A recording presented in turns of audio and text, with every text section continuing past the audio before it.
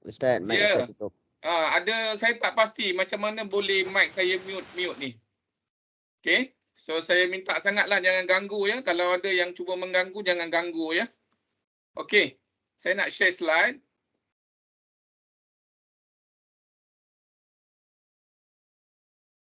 Boleh nampak tak slide saya ni? Boleh Ustaz. Okey, so kalau slide saya tak bergerak atau suara saya tak dengar, tolong beritahu ya.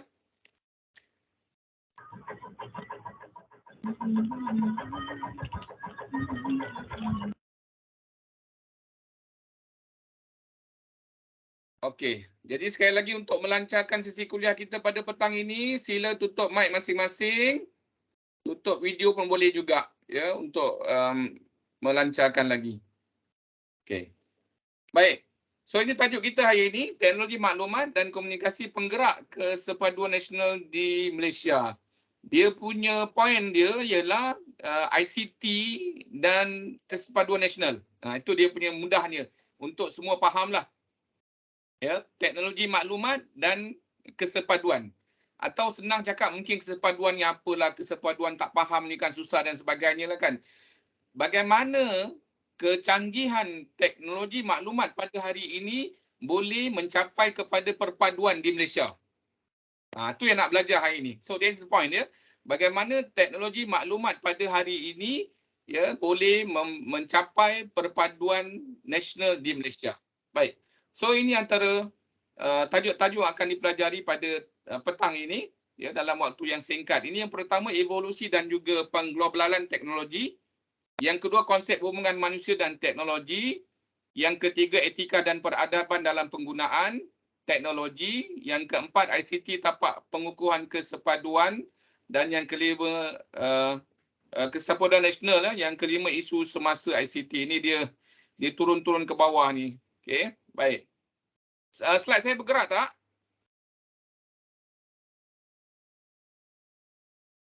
Gerak. Okey, terima kasih. Baik. Gerak. Okey, tajuk kita yang pertama ya. Ingat kan? Evolusi dan pengglobalan teknologi. Susah sangat nak sebut tu. Evolusi dan globalisasi teknologi lah senang cakap. Ya. So, kita tengok ni.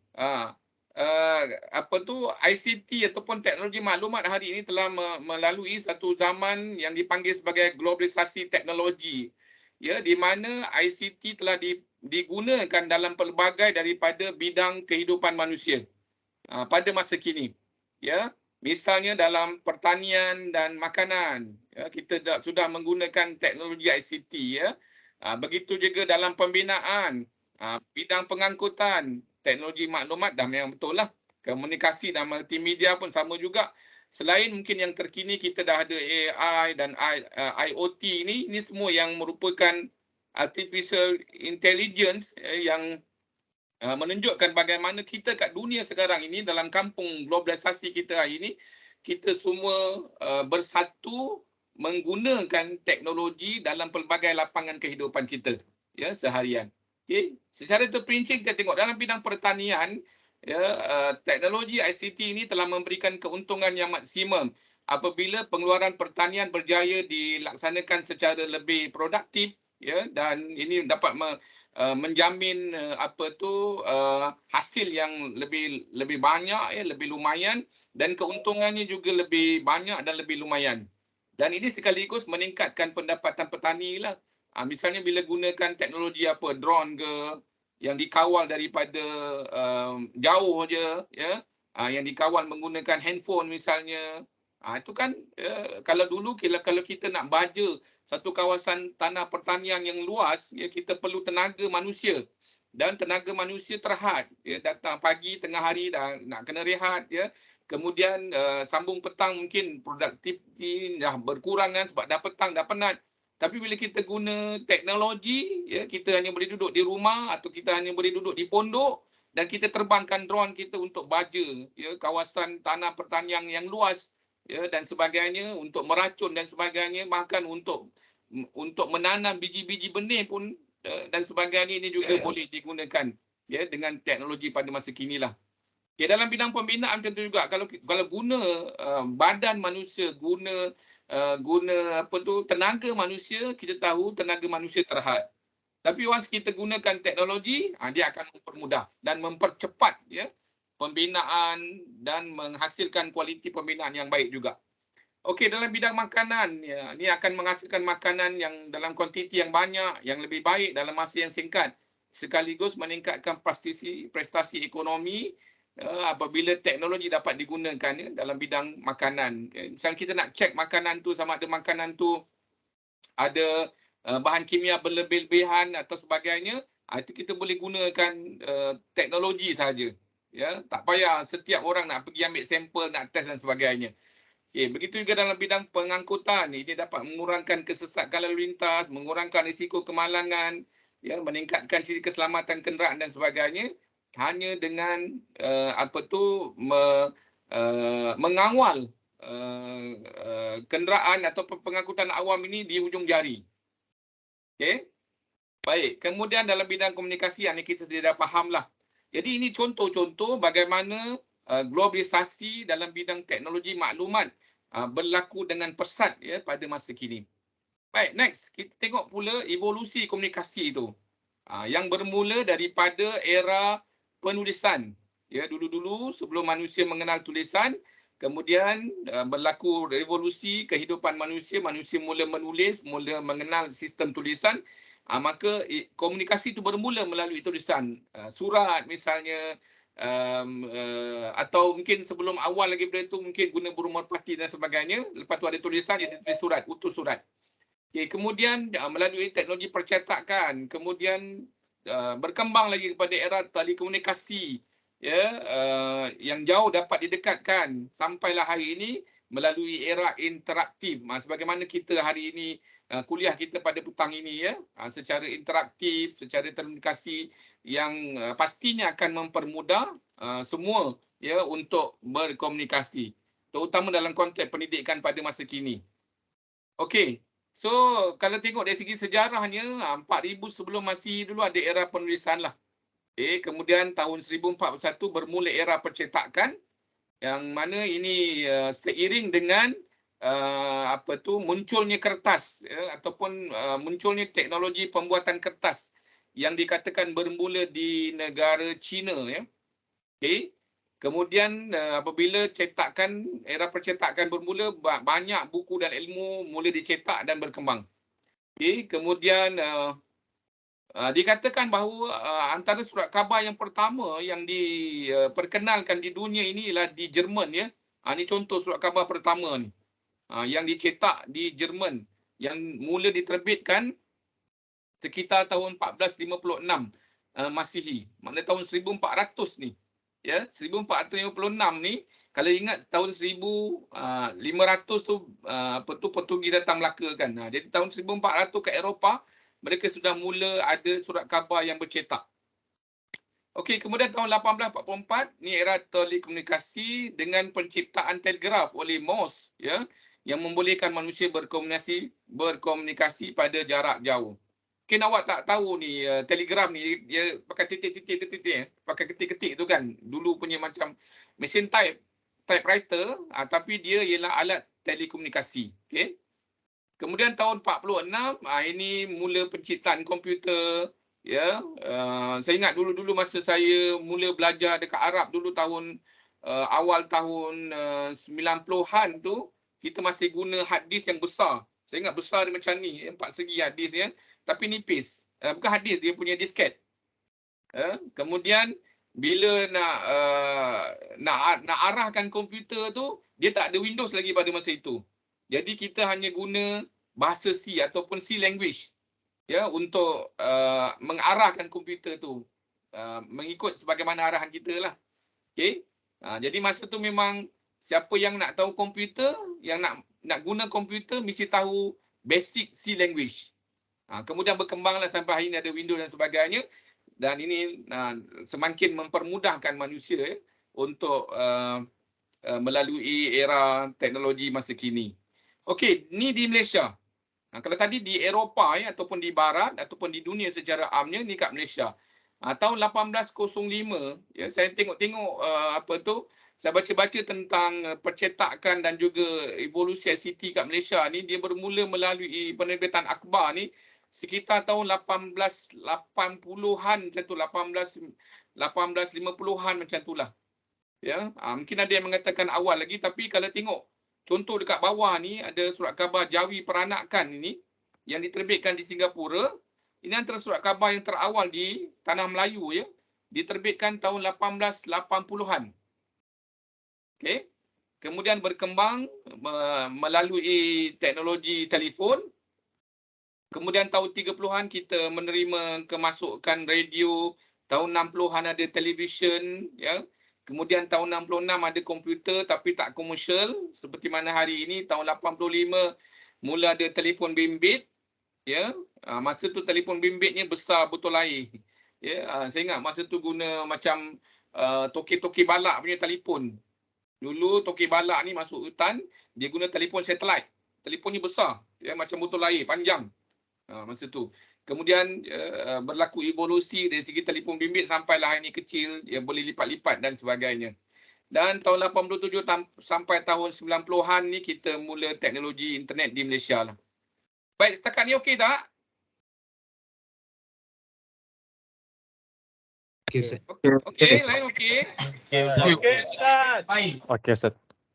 Jangan biarkan saya cakap seorang-seorang, ya. Okey. Baik. Baik. Okey. Antara orang yang memulakan inisiatif, ya, untuk memperkenalkan teknologi internet di Malaysia ni ialah Dr. Muhammad Awang lah. Ya, yang menghubungkan Malaysia dengan dunia menelusuri internet di Makmal Universiti Melaya. Ni mula-mula tahun 83 dulu. Okey, kemudian tahun 89 ada ditubuhkan Rangkaian Komputer Malaysia, RANKOM, dan pada tahun 1991 ditubuhkan Jaring. So Jaring ni masa tu belum ada Maxis, belum ada XOX, belum ada Unify, belum ada. Jadi kita semua nak masuk internet guna Jaring. Masa tu tahun 90-an tu. Okey, kemudian berkembanglah sehingga ada penyedia perkhidmatan internet di Malaysia ni sejak daripada tahun 2008, ya. Ada Time, ada Mimos, ada TM, ada Maxis Digi dan Celcom dan sebagainya lah. Okey. Baik, okey. So itu mengenai tajuk kita yang pertama tadi, evolusi dan dominisasi teknologi maklumat. Okey.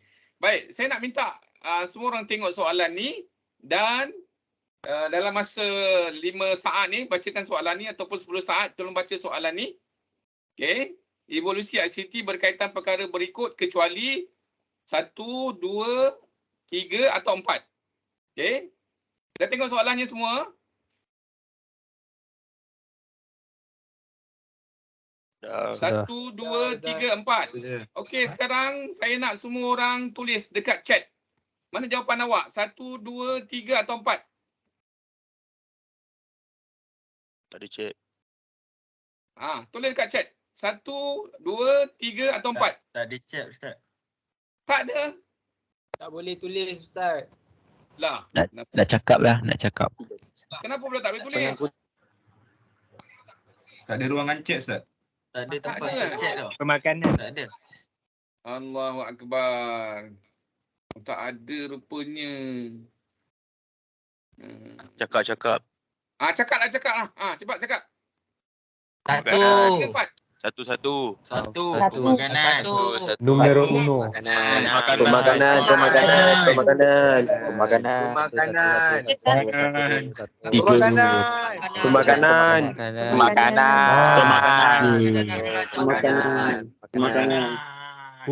Makanan. Ustaz.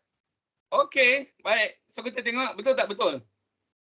Pemakanan.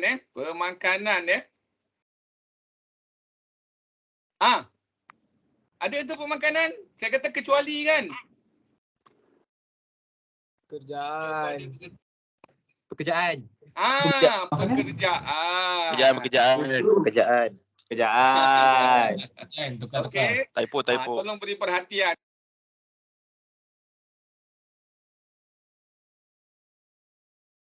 Ustaz tak dengar. Ustaz mute. Ustaz. Mute, Ustaz. Ustaz. Ustaz mute. Ustaz Jam. Ustaz mute. Ustaz termute. Ustaz termute.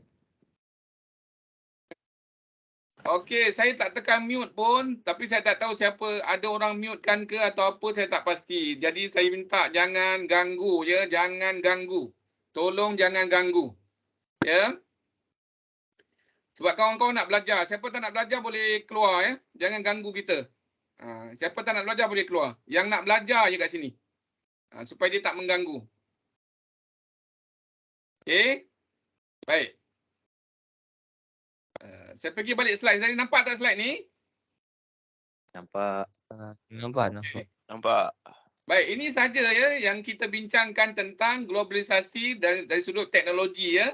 Iaitu pertanian dan makanan, pembinaan, pengangkutan, teknologi maklumat, komunikasi dan juga kecerdasan buatan ataupun artificial intelligence dan internet of things ni. Okay, jadi yang tak ada tadi ialah apa? Apa tak ada? Pekerjaan. Okey, nombor 2. Baik, next. Kita pergi kepada tajuk seterusnya, manusia dan teknologi. Nak kaitkan ya manusia dengan teknologi masa kini. Okey. Jadi dulu kita tengok bagaimana teknologi maklumat ataupun ICT ni mempermudah manusia. Kita nak berhubung, kita nak berkomunikasi, dia mempermudahkan kerja manusia, meringankan beban manusia. Kemudian kita boleh berhubung antara satu sama lain. Ini kebaikan-kebaikan yang kita dapat daripada ICT ni. Dan itu tidak dinafikan. Memang sampai hari ini kita perlu kepada ICT untuk membantu kita ini. Ya, tetapi pada sudut yang lain, ICT juga dilihat sebagai suatu beban ya kepada manusia, kepada human being pada masa kini. Ya, tengok. Kalau dulu kita kerja kat pejabat misalnya pukul 8 masuk balik pukul 5. Tapi hari ini seolah-olah kita dah kerja 24 jam. Ya. Walaupun kita balik rumah pukul 5 tetapi arahan melalui WhatsApp ya, maklumat-maklumat, kerja-kerja yang kena buat masih ada lagi dalam selepas pukul 5 petang. Bahkan kadang sampai tengah malam pukul 2, pukul 3 pagi pun bagi orang yang memang very busy person, mereka akan dapat lagi kerja-kerja selewat jam 2, 3 pagi ya. So ini sedikit sebanyak telah menimbulkan penyakit yang disebabkan oleh ICT ni. Antaranya teknostress, teknofobia. Yang ketiga hate speech. Baik. Apa itu teknostress? Senang kata stres lah.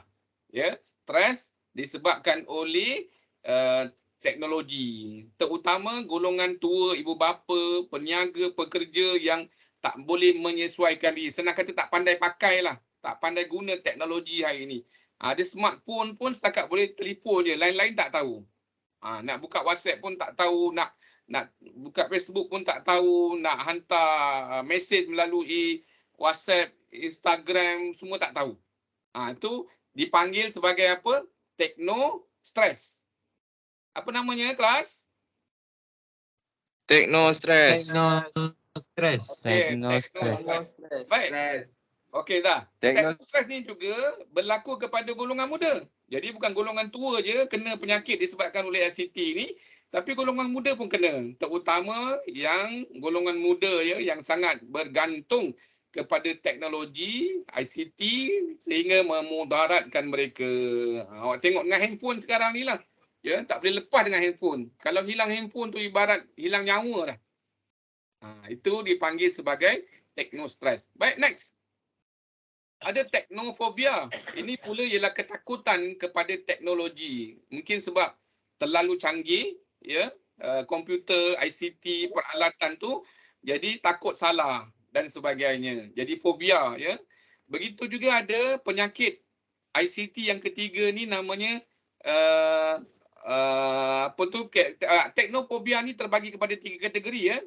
Ada yang tidak selesa, ada yang secara secara pemikiran dia takut ya dengan ICT, dan ada yang hilang semangat ataupun lemah semangatnya apabila berhadapan dengan teknologi ICT yang terkini. So ini yang kedua ya, penyakit yang disebabkan oleh ICT iaitu teknofobia. Next, kita pergi kepada ni ucapan-ucapan ataupun hate speech ya, ucapan-ucapan yang membawa kepada kebencian.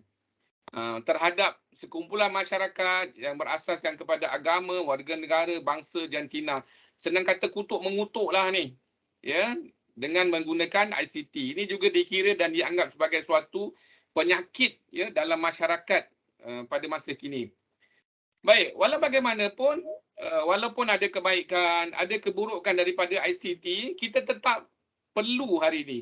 Sebab ICT sudah jadi sebahagian daripada kehidupan dan cara hidup kita hari ini. Ya, tengok kita nak beli barang-barang hari ini pun semua dah guna teknologi ICT kan.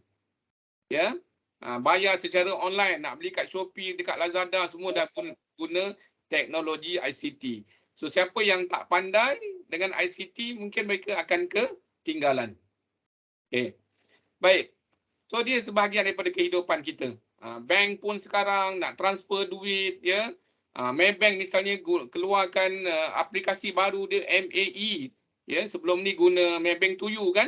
Sekarang dia perkenalkan aplikasi baru dia MAE, lebih canggih, lebih banyak lagi dia punya apps ya dalam dia. Itu semua tujuannya ialah untuk menguruskan keuangan kita dan jual beli kita pada masa kini dan juga pada masa hadapan. Okey, dan ICT juga muncul dalam berbagai bentuk, dalam bentuk aplikasi, dalam bentuk sosial media, ya, dalam bentuk perniagaan baharu. So bagaimana kita hari ini? Adakah kita boleh mengikuti ataupun melalui proses perkembangan teknologi ini, atau kita ketinggalan, atau kita bagaimana? Dalam konteks penyakit-penyakit tadilah. Ya, sama ada kita tu teknostress ke, kita tu hate speech ke, atau bagaimana. Baik. Okey, soalan seterusnya. Manakah yang berikut penyakit berkaitan ICT? 1, 2, 3, 4. 3 teknostress. Okey, teknostress. Terima kasih kepada yang menjawab. Okey, maknanya dia beri perhatian lah sekarang. Okey. Seterusnya kita pergi kepada tajuk yang ketiga, tentang etika dan peradaban dalam ICT. Ini pun jadi satu isu besar sekarang, ya, kerana ada orang yang menyalahgunakan teknologi telekomunikasi, teknologi maklumat ni, ya, dengan memaki hamun, dengan dengan melaga-lagakan orang, ya, dengan memburuk-burukkan orang dan sebagainya. Jadi kita perlu kepada etika dalam penggunaan teknologi maklumat pada masa kini. Terdapat beberapa etika, antaranya peraturan 1, kena jaga tutur kata. Ya, semasa berkomunikasi melalui teknologi maklumat ni. Ini kerana dia tak ada lidah, dia tak ada body language. Jadi cakap kita itu mungkin disalah ertikan oleh orang yang menerimanya. Mungkin kita nak cakap baik, tapi oleh kerana dia faham lain, sehingga menimbulkan rasa tak puas hati, menimbulkan mungkin kemarahan dan sebagainya. So kena berusaha ya untuk menggunakan tutur kata yang terbaik. Ya. Cakap dengan lemah lembut dan sopan santun. Okey. Yang kedua, ikut piawaian kelakuan online, ya, seperti kita dalam kehidupan sebenar. Walaupun kita tak nampak, tapi contoh macam kelas sekarang ni kan, ya, walaupun kita berjauhan, saya ni dekat rumah sekarang ni, awak dekat kampus mungkin, ataupun ada yang dekat rumah masing-masing di seluruh Malaysia ni, ya, tetapi kita kena cuba sedaya upaya kita sedang berada dalam kehidupan yang sebenar. Kita macam dalam kelas kita biasa juga, face to face. Ya, saya tengok awak, awak tengok saya. Saya tahu apa yang awak buat. Sama ada awak main handphone ke, awak mengelamun ke, awak tidur ke dan sebagainya. Itu ya, etika yang perlu dipatuhi oleh pelajar ketika melalui kelas online. Okey. Yang keempat, hormati masa orang lain, ya. Contohnya masa bersama keluarga, rakan-rakan, ya, dan jangan sampai terlalu obses ya dengan media sosial sehingga tak ada masa untuk bergaul, untuk bercakap. Ya, duduk kat bilik je, main game, main komputer saja, ya, main handphone saja. Okay. Yang yang seterusnya, ketahui di mana anda berada di dalam media sosial. Maknanya kita kena hati-hati ya dengan media sosial yang kita masuk ya sekarang ini. Kerana boleh jadi di sana ada pihak-pihak tertentu yang mengambil kesempatan atas kelalaian kita, atas kecuaian kita, sehingga peraturan-peraturan ini hendaklah dipatuhi ya dan diikuti. Okey, selain daripada itu ada etika-etika lain, tidak berkongsi masalah peribadi di media sosial dan mendedahkan maklumat peribadi ya kepada orang lain. Ni banyak ni. Ya, buat confession ni banyak ni. So hati-hati. Jangan mendedahkan identiti orang lain tanpa kebenaran. Ya, tidak menyebarkan fitnah, tidak menyebarkan berita palsu, kerana ini semua menggugat dan mencabul hak asasi orang ya, rakan-rakan kita, kawan-kawan kita dan sebagainya.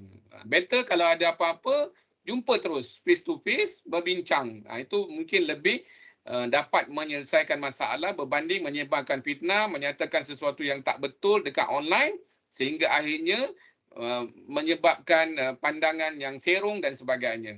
Ya, jadi menjatuhkan maruah orang dan sebagainya. Okey?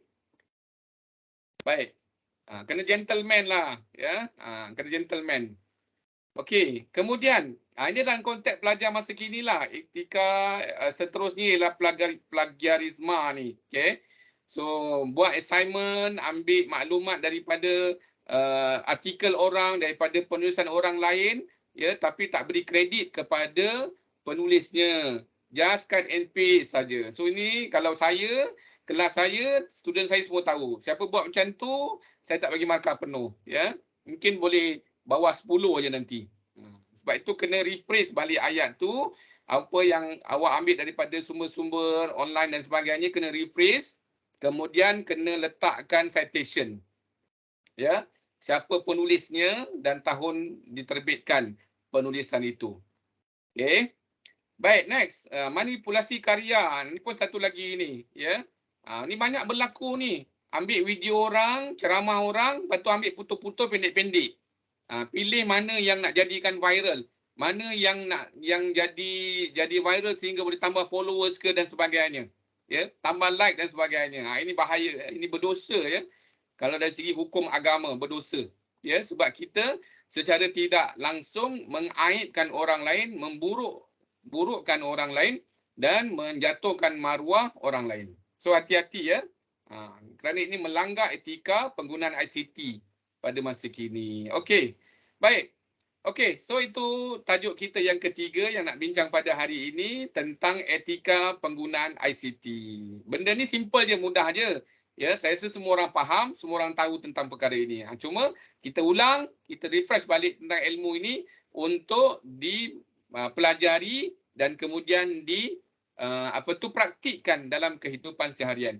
Maknanya bila menggunakan ICT, seboleh-bolehnya, semampu-mampunya jaga etika dalam penggunaan ICT tersebut.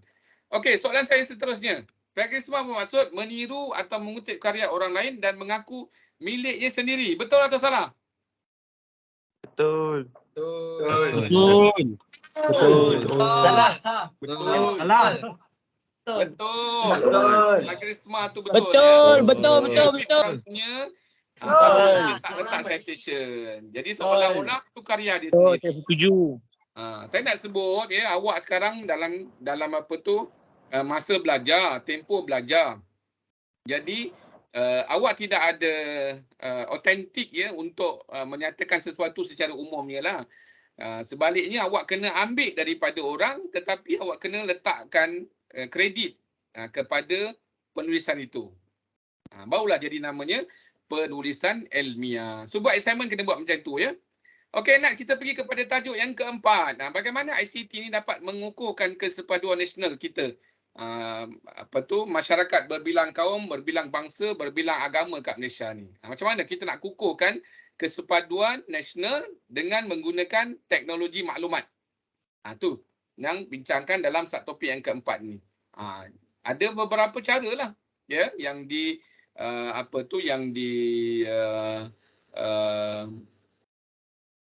minta untuk kita aplikasikannya dalam kehidupan kita, iaitu misalnya cara bertutur, Cara berkongsi, cara menasihat, cara berdebat, cara menonjolkan diri, cara meletakkan gambar, cara berbudi, macam-macam lah, banyak ya. Okay. Lebih detail lagi, contohnya cara bertutur. Dah cakap banyak tadi ya. Gunakan perkataan yang baik, ya, percakapan yang berfaedah. Kalau dalam hadis pun macam tu Nabi sebut.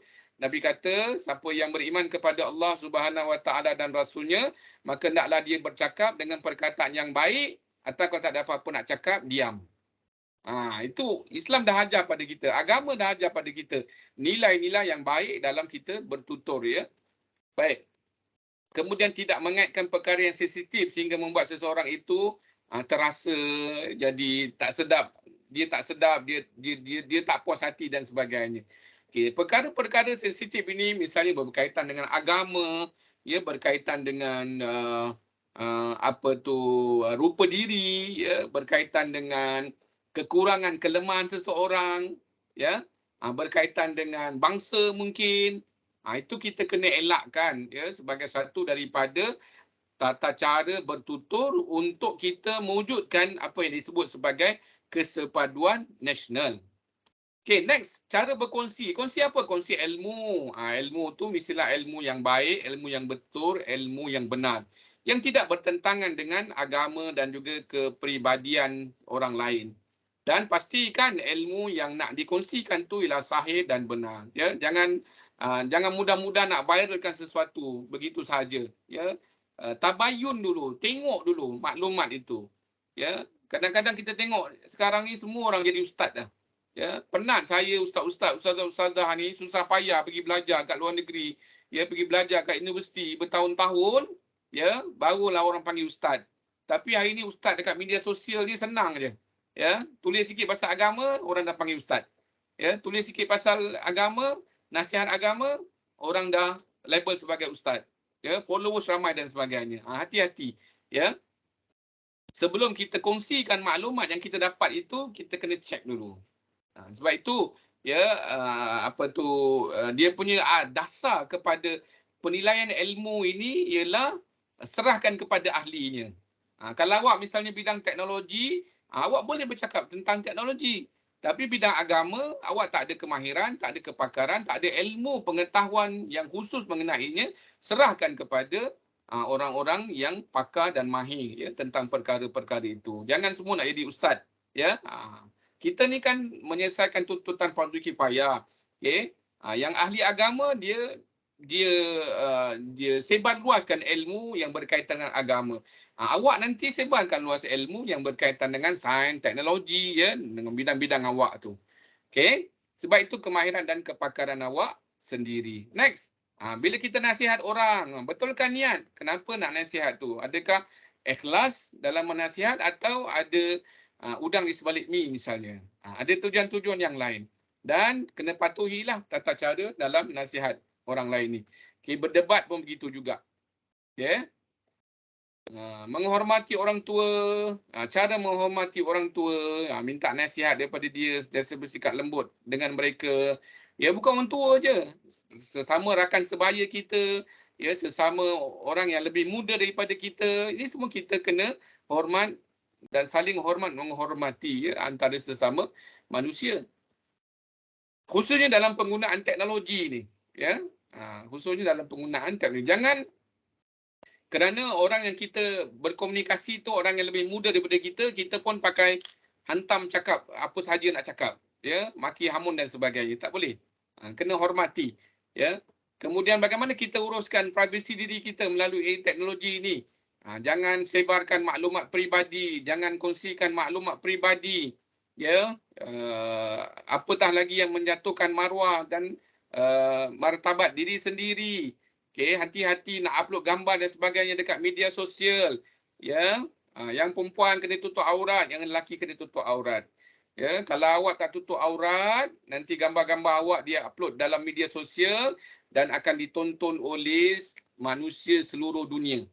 Ya, dan ingat, ya, semua tu awak dapat saham dosanya sampai ke hari kiamat.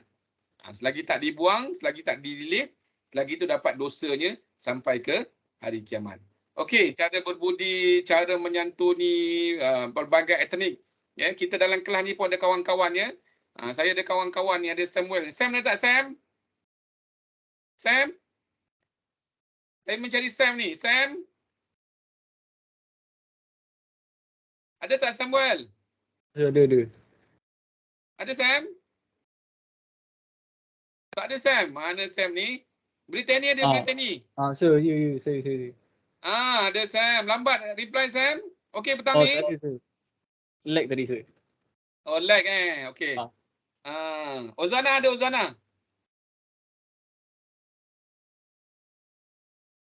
Ozana?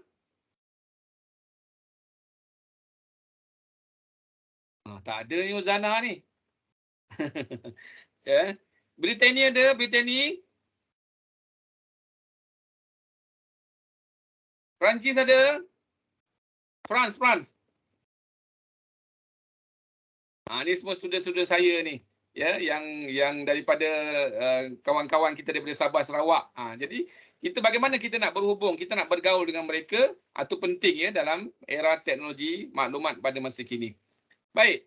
Menyayangi orang muda, nak sebut semua tak cukup masa kita Nanti boleh tengok balik. Okey, ini contoh-contoh bagaimana kita aplikasikan ICT secara bijak ni. Contohnya UMP menghasilkan inovasi untuk pupuk perpaduan etnik dan juga patriotisme. Okey. Kemudian dalam konteks pendidikan, misalnya sekarang ni kita tengah belajar menggunakan ICT, teknologi maklumat ni, itulah maknanya kita menggunakan dia dengan cara yang baik. Begitulah juga awak ya, bila awak gunakan teknologi maklumat khususnya pada masa kini, gunakan dengan cara yang baik, jauh daripada mengadu domba, melaga-lagakan orang ya, bermusuh-musuhan antara sesama manusia. Okey, baik. Saya nak minta nyatakan cara untuk mengaplikasikan teknologi ICT bagi memupuk kesepaduan nasional dekat Malaysia ni. Okey, mungkin boleh siapa nak reply dulu? Macam mana kita nak aplikasikan teknologi maklumat dalam konteks masa kini? Mungkin Alif ada, saya nampak Alif ada ni. Alif Hakimi.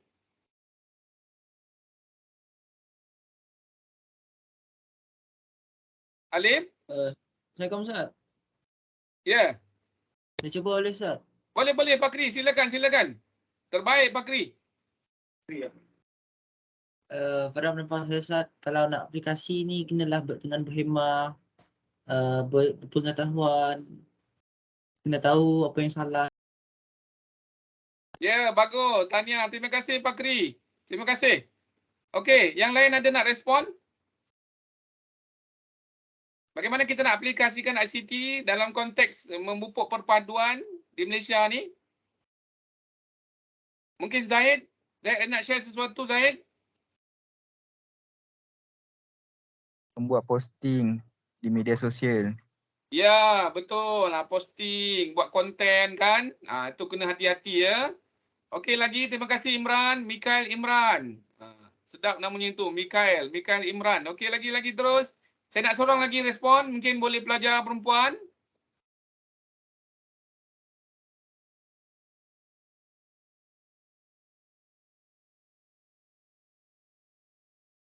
Kalau tak ada buat action boleh tak? Tunjuk good semua, tunjuk good. Good. Petang-petang ni good. Good. Petang-petang ni. Ada 500 good kerja semua petang-petang ni. Sihat semua. Alhamdulillah setakat ni ada berapa ni? 500. Berapa student kita? Ada 559 orang sekarang. Good ada, tepuk ada, bagus. Okey. Terima kasih. Baik, next kita nak pergi kepada topik yang terakhir yang kita nak bincang pada petang ini, iaitu mengenai isu ICT. Okey, isu yang berkaitan dengan teknologi maklumat masa kini. Antara isu-isu tersebut ialah pornografi, ya. Ini sebab kita kat Malaysia ni boleh katakan kita bebas ya, kita punya tidak ada sekatan kepada ICT ni. Jadi semua boleh tengok ya, terutama yang percuma dan sebagainya kan. Sehingga ini telah sedikit sebanyak memberi kesan ya kepada moral, kepada kehidupan masyarakat ya, golongan remaja dan muda-mudi di Malaysia ni terutamanya.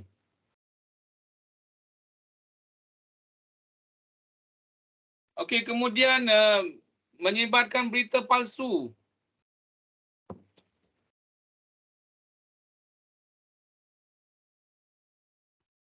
Boleh dengar tak saya cakap?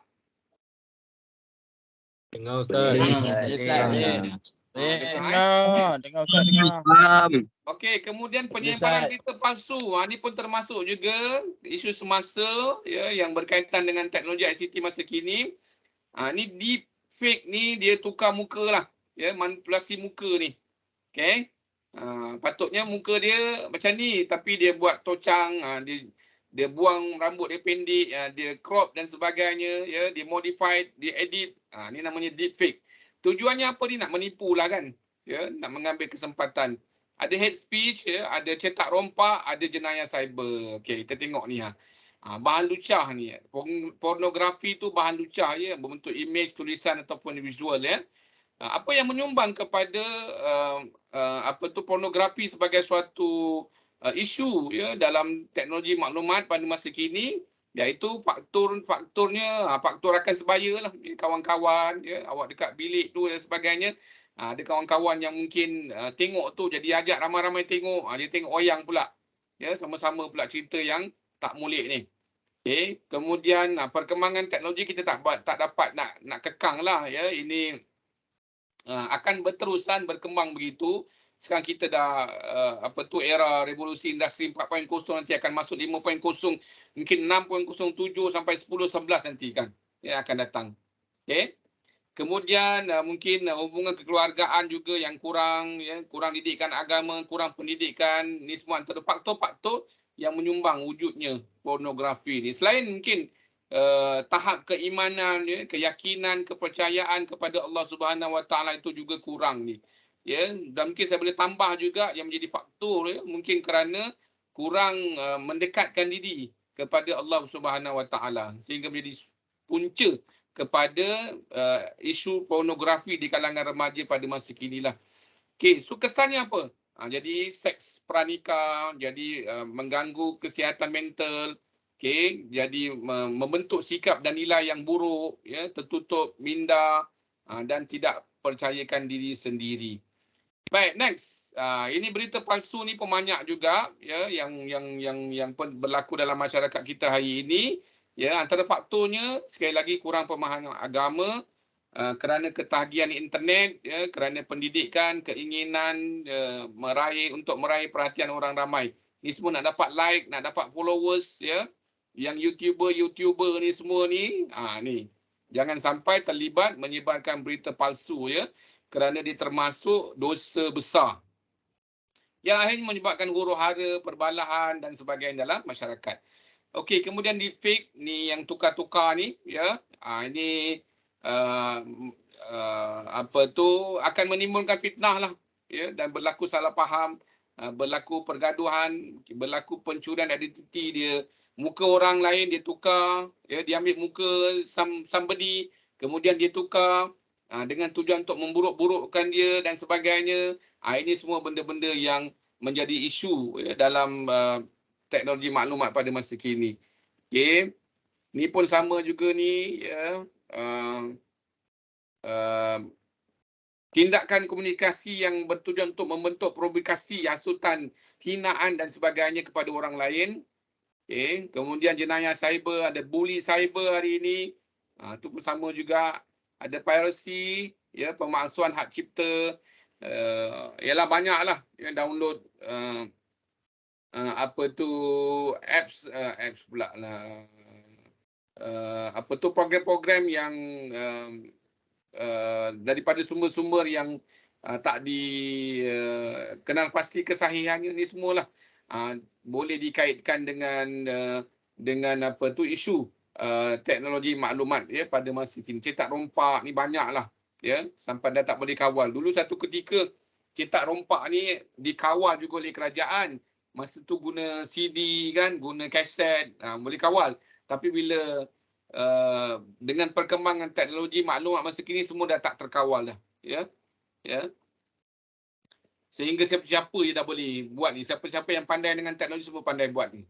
Okey, bagaimana cara nak mengatasi isu-isu dan masalah yang berkaitan dengan teknologi maklumat ni? Tak lain tak bukan, balik pada agama lah. Ya. Betul kan niat dan tujuan guna internet tu nak buat apa tu, selain menjaga diri, berfikir sebelum bertindak ni dalam konteks individu. Okay, dalam konteks kerajaan berusahalah untuk mengadakan kempen-kempen untuk mendidik masyarakat ya tentang penyalahgunaan ICT ni.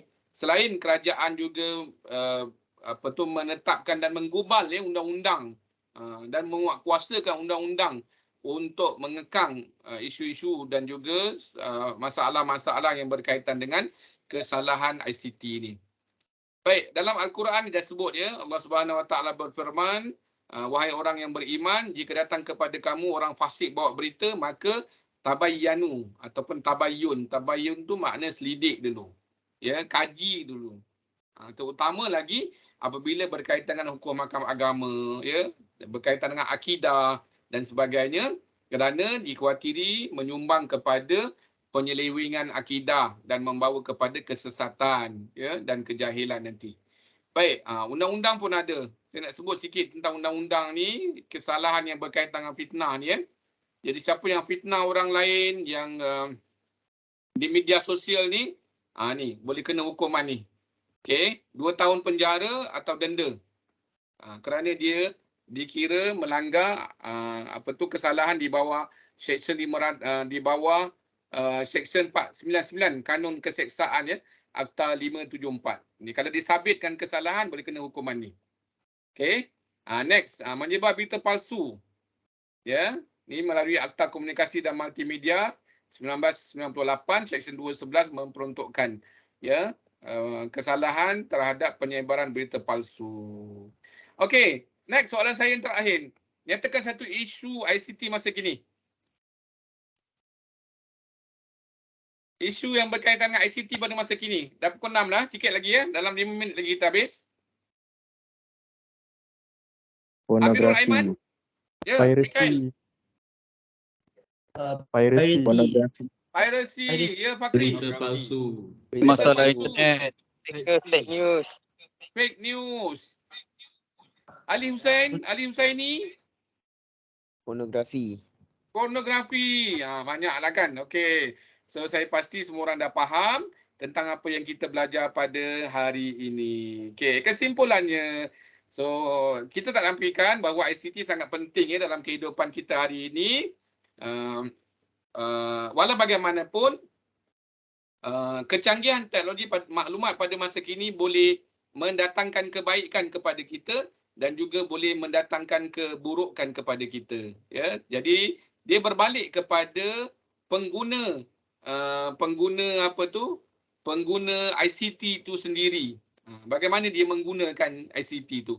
Adakah ke arah kebaikan ataupun dia menggunakannya ke arah keburukan? Okey, so saya ingat kita dah sampai ke penghujung kuliah kita pada hari ini. Saya nak minta seorang pelajar, sekejap saya nak pilih nama dia. Okey, daripada ramai-ramai ada 542 ni, 554 orang. Sebelum tu tepuk tangan untuk semua yang hadir pada petang ni. Tepuk tangan untuk yang hadir pada petang ni. Nak tepuk fizikal boleh, nak tepuk online boleh. Gerak-gerak Kak. Nak balik kan ni. Okey, yang tepuk meja pun ada. Okey. Tepuk. Tepuk. Okey, so saya ucap ribuan terima kasih kepada 540 lebih yang hadir pada petang ini. Cuma saya nak minta seorang. Saya tak dengar seorang. Saya minta Alia Fauzi. Ada tak Alia Fauzi?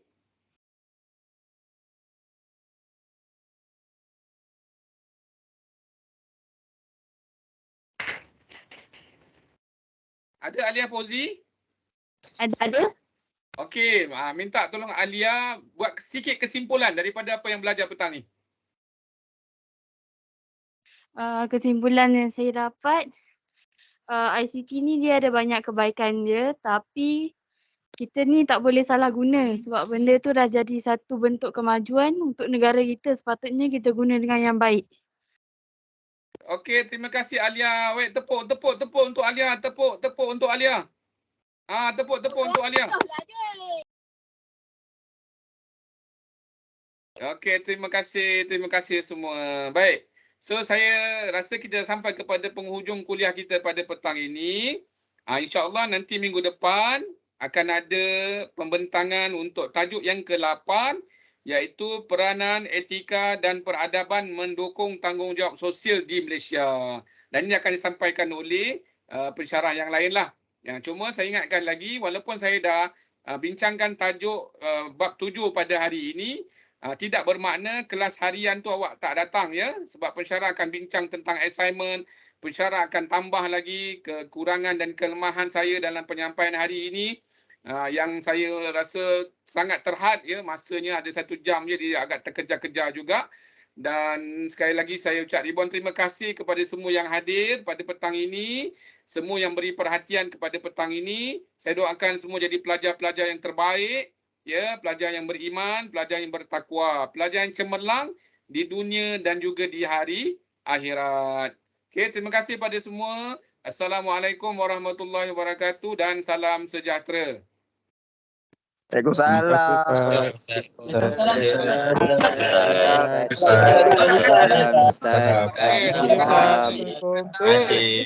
Terima kasih Ustaz. Terima kasih Ustaz. Terbaik. Terima kasih, Ustaz. Terima kasih.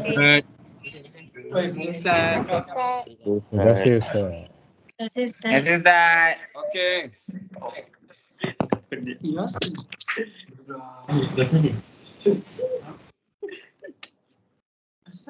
Boleh.